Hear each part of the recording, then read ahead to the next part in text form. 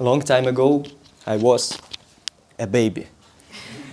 And when I was a baby, I didn't know how to do much. I didn't know how to speak. I didn't know how to read. I didn't know how to write. But what I did know is that there are a lot of things I can learn. And so I went to school. I went to school. There I was forced to learn a lot of things. I was forced to read a lot of books. I was forced to do mathematics and physics. But ultimately, I decided to do programming. And I specialized in it. And here I am today. But if you look a little bit closer, what is the difference between those two pictures? On the first one, we see a boy.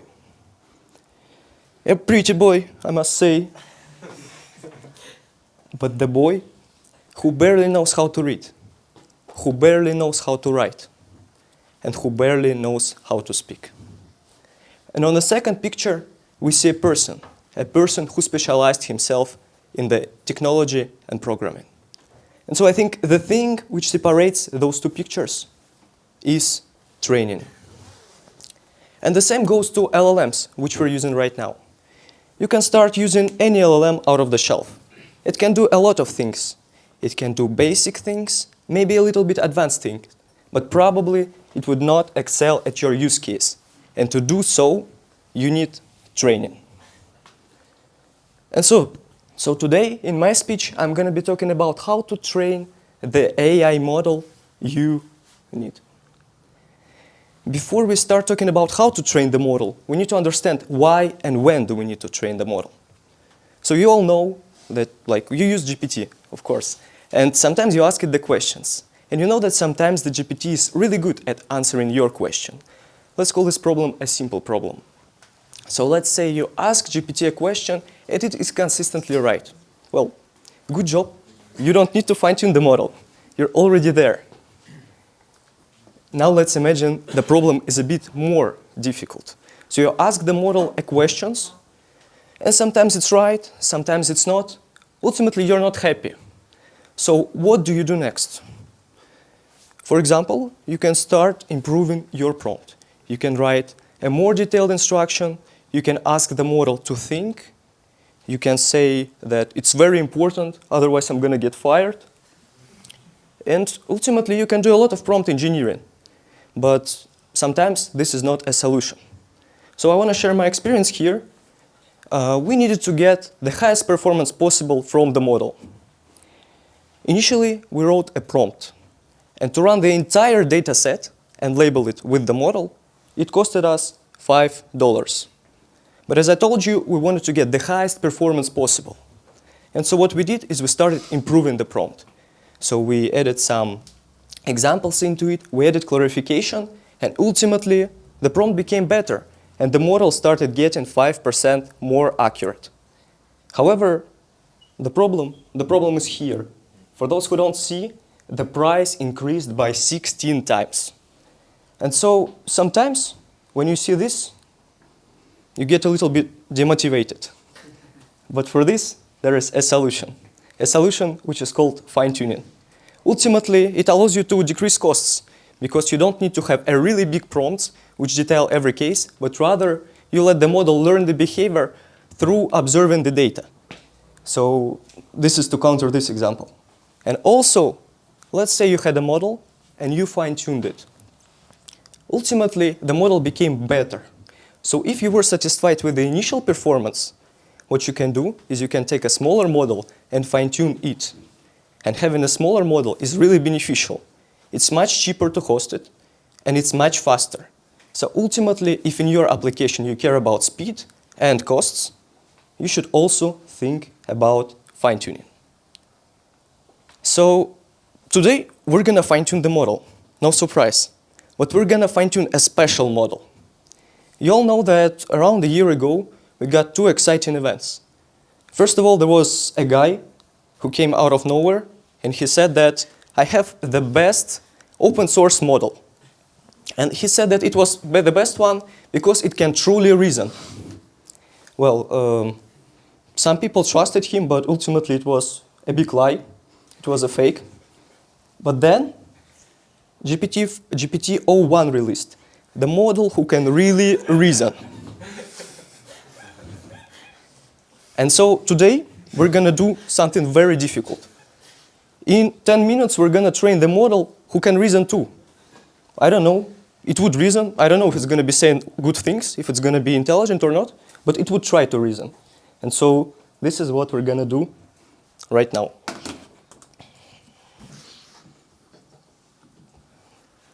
No. Okay. So, of course, we can be very ambitious. We can start writing a really great scalable pipelines from the day one. But I think that here we're talking more about prototyping. And when prototyping, we need to be smart and efficient. And so for this reason, I chose a library which is called Unsloth. So this is a library which is really good for the first prototypes. What I mean is that it allows you to do your fine-tuning fast, it allows you to do it cheap, and it allows you to do it without too much work. So setting up the entire model training process can take only a few hours, and it's going to give you a good enough results for you to understand if you want to invest more time into it or you're already happy. So let's look at what's happening a little bit. So here, I'm preparing to download a model. This is a model which is called Llama. It's an open source model, so I guess it has an instruction. It has a manual, so it's good. Yeah, it has 3 billion parameters, and it's called instruct. So let me just quickly explain what this means.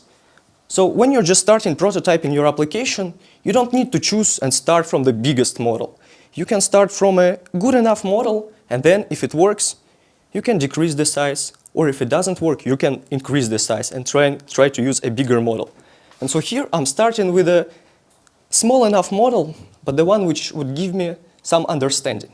So if you're doing something very difficult, you should probably start with a model of 7, 8, or 9 billion parameters. But here, just to be quick, I'm going to be starting with a smaller model. And the another thing is that I told you it's instruct. What this means is that there are two kinds of versions. There is an instruct model and there is a base model. The instruct model is specifically designed to follow instructions. So just like when you use GPT, you ask it a question, it responds. Well, apparently there are some models who are a bit worse at it. And so for 99% of your use cases, if you don't have a lot of data, you should use instruct model. So this is what we're going to do. Here, I want to pay your attention that we are taking the model and we're downloading the pre-trained model. But what's interesting is that we're not getting just the model. We're getting the model and the tokenizer. And so you can ask me, what is the tokenizer? Right now I'm looking at you. I have my eyes. They're making like a screenshot, but they don't understand what's happening. And this screenshot goes into my head, into my brain. And so you can look at this way. So the tokenizer, in fact, is like my eyes. It prepares an input for the brain. And in this case, the brain is the model. I give a really clear example here. Let's say we have a sentence. Then the tokenizer can be something which would, for example, split the sentences and split the words and encode them in some way.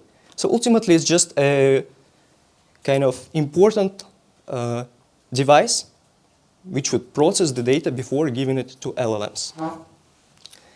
Yeah, I promised you that we're going to train the model which would be able to reason.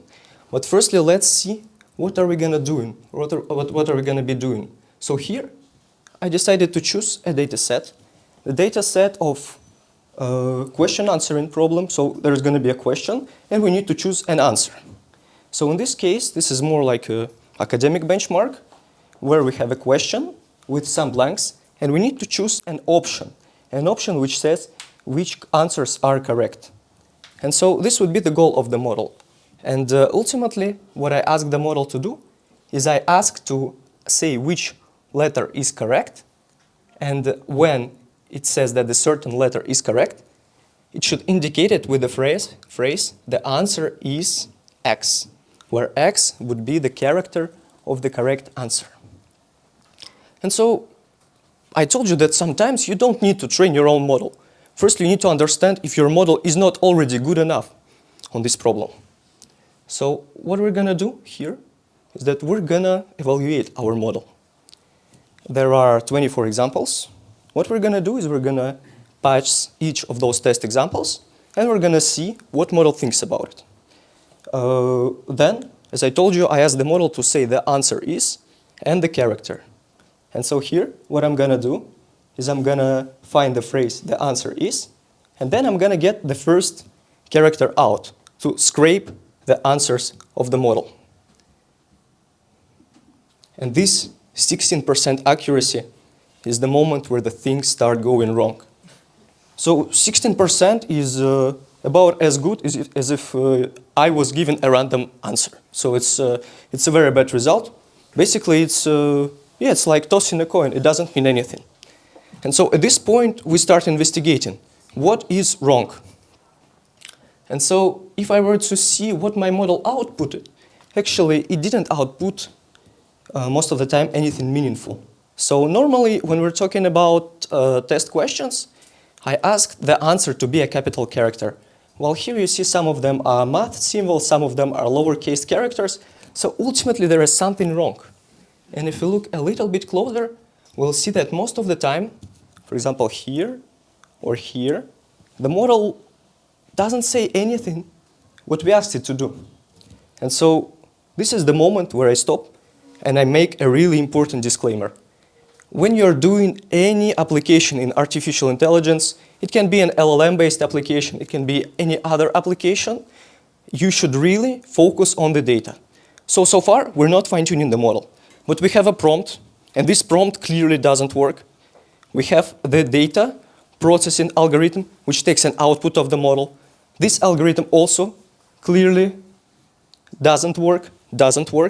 And so this is the moment where you stop, you really improve your prompt, you rethink everything you do, because even if you get the best training data possible, chances are it's still not gonna work. So if you have one thing to remember from my speech, for any AI application you do, you should really focus on the data and the way you're handling it. Okay. So, but just for demonstration, we're gonna keep this data. It's still not gonna be great, but we can continue. And so I told you that the model would be able to reason. And to train the model, normally we don't need just a question. We also need an answer. And so here we have an example of the data we're going to be training it on. So the same example, the same answers, but in the end, we prompt the model to reason. So we say, let's think step by step.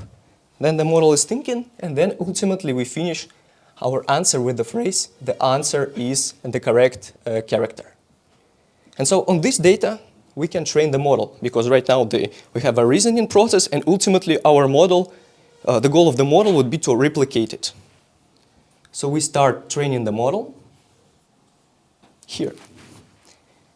When I'm doing mathematics, when I'm learning a new theorem, I'm not starting from scratch every time, but rather my theorem is a logical continuation of everything I learned before.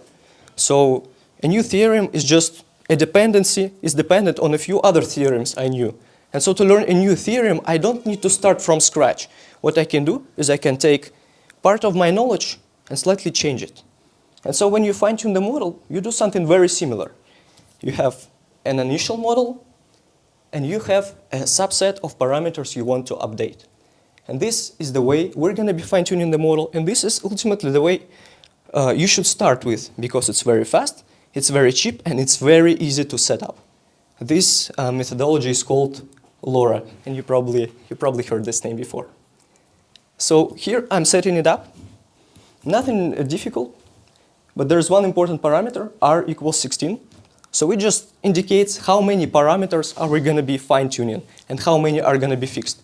So the bigger the number is, the more parameters we would be changing. And ultimately, when you're just starting out, it's better to have it set to 16, 32, or 64.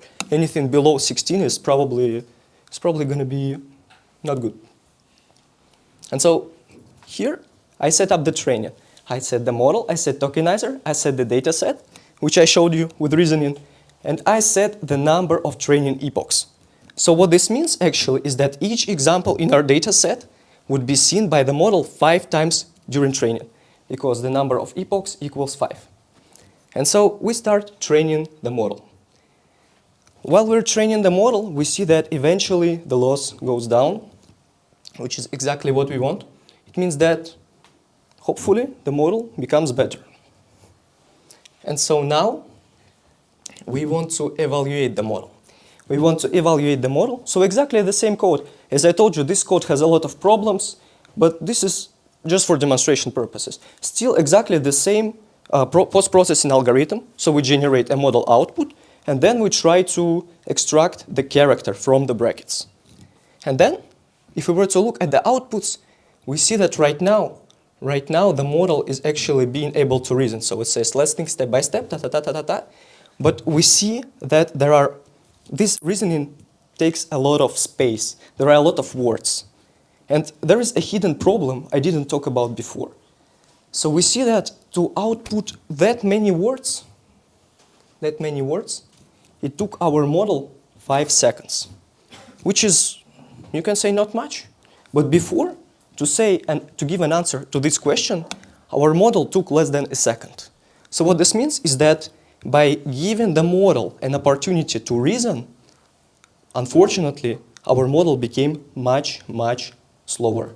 So when you're thinking about what to do with your model, you should always be careful with how exactly it would affect your particular application. Here, for example, it increased our latency, and it was a big problem.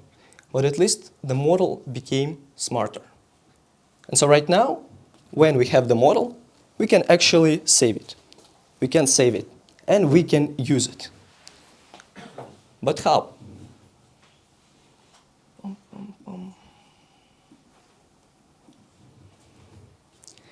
We have the model, we already trained it, now we need to deploy it. I told you that this code in Python was very slow. So just to generate one reasoning, it took it between 5 and 20 seconds. How do we speed it up? So there is a tool which is called VLLM. It's an easy tool to set up. What it does is that on your computer, it starts a server which is really good at handling all kinds of requests. So this is the server where you put your LLM, and normally, without doing anything, you get a 5 times speed up. So what this means is that just by doing this, instead of running your model in the Python code, you're gonna be 5 times faster. And there are a lot of other benefits. For example, it has request batching, it has caching, and it supports OpenAI-like interface, meaning that it's gonna be easy to migrate to it. But the problem of this approach is that sometimes hosting your model can be expensive. You need to be always paying for GPU on an hourly basis, and so those costs can really add up. And at this moment you ask yourself, maybe I shouldn't have fine-tuned the model. And so yeah, kind of invalidates the entire tutorial, but there is a catch. There is a catch. Actually, you can fine-tune a model which other people would host for you, and you wouldn't have this cost, which is reoccurring every hour. And so there are different providers. There is Mistral, there is OpenAI with their GPT-4o Mini. And normally, it's really cheap to fine-tune, it's really easy to fine-tune, and these models are very, very fast. So if you don't necessarily have a lot of queries coming towards you, if you don't have a lot of users, and what you can do and what you can start with is just fine-tuning either of those models on the closed web APIs. And I'm going to repeat myself. The data is very important. Once I was training the model was getting around 60% of accuracy.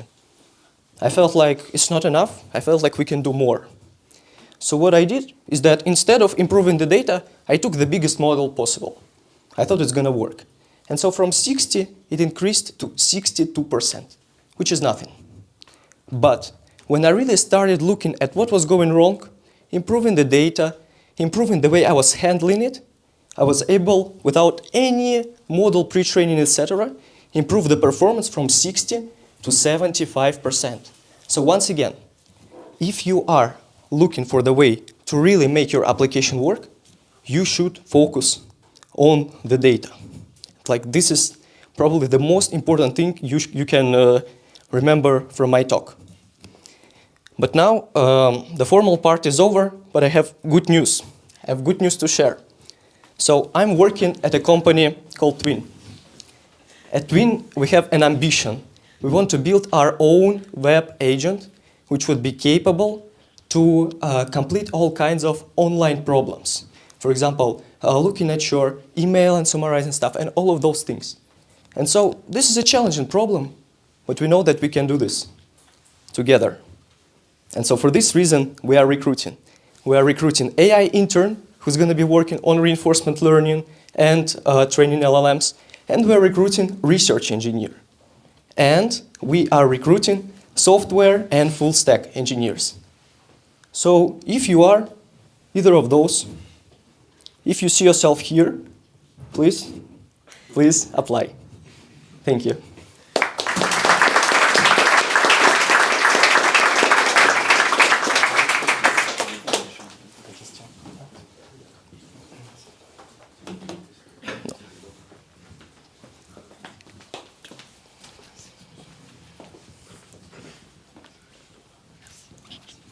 Super interesting talk. I would have applied. Honestly, I have a question about the approach you take when you're fine-tuning. So from what you showed, you were using SFT. I know there are multiple other ways you can fine-tune, based on the nature of the feedback you're collecting. My question is, do you think in the future we will converge toward a universal way to fine-tuning LLMs? That's one. And the subsequent question is, do you get higher performance using the same, fine-tuning by yourself versus fine-tuning via platforms like OpenAI or Mistral? Yeah, thank you very much. So the first question is about how do we fine-tune the model. So here I showed a really simple example. What you just need is you have a question and you need an answer. But actually there are different kinds of ways to fine-tune the model. And all of those ways, they require additional input. So here I'm talking about the way you just start your project, right? So you have a few examples and you fine-tune on them. But ultimately then you have extra steps to improve your performance. You can be collecting, for example, pair of answers, which one is better, or you can become collecting individual answers and ranking them over different qualities and then figuring out which one works. And so basically to answer your question, normally I think that right now there is a tendency to merge those two steps. So there is a method right now which already exists. I think it's called Opera, something like this, which basically merges the two. And from what I saw, it doesn't work that well in comparison to others like DPO, but I believe that eventually we can converge. The problem is that to converge, everybody would need to collect this data. And ultimately, here, this is more like a beginner tutorial where you don't necessarily have all those kinds of data and you have the simplest data possible. And so the question is, the second one was, do you want to fine-tune your own model or do you want to fine-tune it on the closed source platform? So this is a really good question also. I like it. According to my experience, I was trying to train a model. It was a model which was called Llama 3 8 billion. So it's the model from which I suggested you to start. And so I trained it on 1,000 examples. I benchmarked it on 300 examples. And out of 300 examples, after training correctly, it got 180, so 60%. Then I wasn't satisfied. So I tried, just for fun, to fine-tune GPT-4o Mini, because the fine-tuning just came out. It was quite cheap to fine-tune. And yeah, the result I got was much better. So I got 73%. So instead of 60% using the same data, I got 73% just by using a closed source platform. So, but the catch is that this model actually is probably much bigger. There are rumors that it's probably around 30 billion parameters. And so maybe if you fine-tune the open source model with similar kind of capabilities, you're probably going to get similar performance. But once again, it depends on your desire, how much do you want to spend to host the model, etc. And we wanted to host an 8 billion parameter model. So if you don't intend to host a lot of queries, probably you should start with a closed source models, just like I said. Thanks. So you don't have any benchmark of the same size LLMs being fine-tuned on a closed platform and then open source? I mean, here I'm talking about the model which we don't even know the size of. But obviously there are platforms which do this. But for example, Hugging Face platform from what I understand, it's based a lot on what I was showing. So maybe it can get extra performance, but honestly, I didn't try it. Awesome. Thanks for the talk.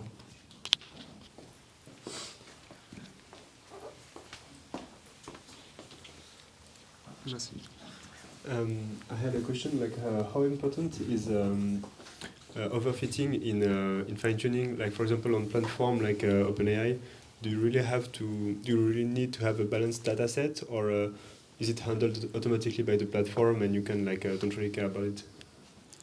I'm gonna be honest, when I was doing fine-tuning on OpenAI, I didn't read the documentation. So I don't know. I assume that they do some kind of, some kind of work to prevent this. I know that today I suggested you to do LoRa fine-tuning, and this is probably what they do. They probably do something along those lines. And when you do this fine-tuning method, actually it overfits much less than fine-tuning the entire fully unfrozen model. So they do something similar of what I suggested. And so probably my intuition is that obviously it's much better to have a balanced data set when you do something. And like most of the time, if your data set is unbalanced, you can look at the class which is unbalanced and throw half of it away. I'm talking about the worst kind of examples, and nothing's going to change. It's going to be cheaper to fine-tune and faster to fine-tune. So my answer is probably they do something. Probably, I don't know. But what they're probably doing under the hood is the method which doesn't overfit a lot. Okay, thank you. Two last questions. Thank you for the demonstration. To be honest, I'm a bit disappointed. So in my project, we didn't use fine-tuning because it's too expensive. So we have developed a complex agent that is supposed to plan and execute. We have gained some instruction in terms of the output results. We have built an example library with few shot examples. I have the feeling that probably this problem could be solved by that. But the main issue that we're facing is, the number of tokens is exploding, because to be able to generate an answer, you need to have a look at the examples, you need to double check his results. And I expected that if you fine-tune the model, basically, inherently, with a very simple prompt, it would find the exact result. But in your example, you showed that, the computing time, and I don't know if it's also, you had some visibility on the number of tokens used, was bigger. So then, what's the point of fine-tuning? Yeah, so the example I gave you and the promise I gave you is that this model would be able to reason. So if we don't ask the model to reason, and the output stays the same, the time would stay the same, but the performance would be higher. Here it was just an example to show that you can do all kinds of tricks to improve the performance of the model. So when you're doing difficult problems like mathematics, etc., or like reasoning, you should do reasoning. But this was my example. If you don't do this, the model is going to become much better for the same amount of tokens which are inputted and outputted. If you decrease the prompt, it's going to be much smaller. Okay, so for instance, for an exercise that where the model that we have hasn't been trained, if we provide enough examples, it can basically be able to provide the right answer without reasoning. I mean, it depends on the model. Like they evaluated a lot. Like when we were starting doing this thing like 2 years ago, when GPT-4 just came out, it was 30 times more expensive. So the prices decreased by 30 times in the last 2 years, which is phenomenal. So even for our company, where we process a lot of data, we process a lot of HTMLs, etc., where just to process one page, we need to pay for 10,000 tokens. It's not really becoming a problem right now with all this pricing, with all the tricks we do. So like probably like in the next 2 years, I think that it's going to be almost solved. And with the idea of putting the examples in context, I think that when you're putting examples, you really need to be careful with what you choose, as I told you, the data. But probably in your case, and I think that right now for most of the people, you can just train the model, because training the model is so cheap right now with all those closed source platforms. I mean, I don't know, maybe you had a really big data set, but for small data sets, like you put like, let's say 30 examples into your prompt, right? Let's say you fine tune on 100, it's not going to be very expensive, it's going to be very cheap. Okay. I'm good, thanks. Une dernière question? Parfait. So it's a question from a friend. Thank you, Sergei, for the talk. I was wondering, you were showing examples where it was kind of the format that didn't look great. What do you think about solutions like constrained output generation for that kind of stuff? And like, how do you balance it with fine-tuning? Yeah, so it's a good question. So what is constraint generation fine-tuning? So let's say you ask the model to output an answer in a specific format. Just like I told you, the answer is, and then the letter. And there are technologies which allow you to do this. So this is what's called constraint fine-tuning. Here, if I show you, what ended up happening is that even without constraint fine-tuning, every time I was doing it, let me see, the model was correct. So, like here, for example, right? So, depends on what you're doing. In my previous company, we were doing a lot of fine-tuning for structured instruction without using those libraries. So, on the JSON data, and eventually what we found out is that if we are fine-tuning on a big enough data sets, let me just put it back. If we are fine-tuning on a big enough data sets, then it's not a problem. So if you have, let's say, one JSON format which you want to extract on, and you fine-tune on 1,000 examples, it's going to be great. If you have a JSON output of a structure which is changing dynamically, sometimes it may be wrong. But ultimately, if you train your own model, you more often than not don't need this tool. But you can use this tool for already existing models which you don't improve further. And for those models, it can be very useful. Thank you.